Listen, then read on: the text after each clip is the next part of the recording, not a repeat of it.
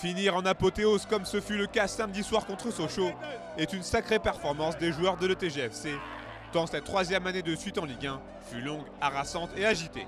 Le début de saison est déjà compliqué, car au moment de recevoir l'Olympique Lyonnais, pour la 4e journée, les Roses sont relégables. Mais en cet après-midi du mois d'août baigné de soleil, c'est le show Kevin Berrigo, auteur d'un superbe doublé. C'est le premier coup d'éclat de la bande à Duprat. 3 mois plus tard, c'est le grand PSG qui s'invite au Parc des Sports d'Annecy. Le TGFC reste alors sur 2 défaites de suite sans marquer de but.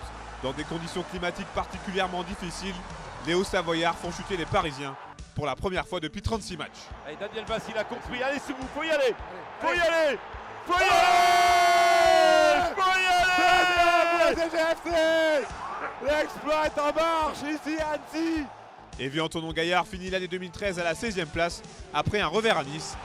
Mais c'est en coulisses que tout s'accélère. Le conflit larvé entre les actionnaires majoritaires et le président Patrick Trottignon débouche sur la révocation de ce dernier le 23 décembre. Il sera remplacé par son ancien directeur, Joël Lopez.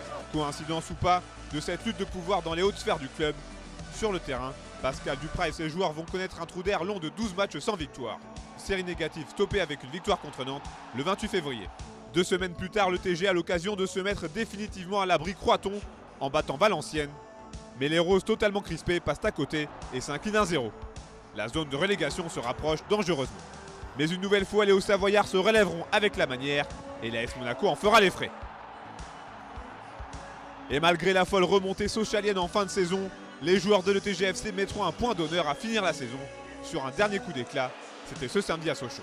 Le livre de ce cru 2013-2014 se referme donc dans la très bonne humeur pour les Roses et leurs supporters. On a déjà hâte d'être en août prochain pour vivre une 4e saison.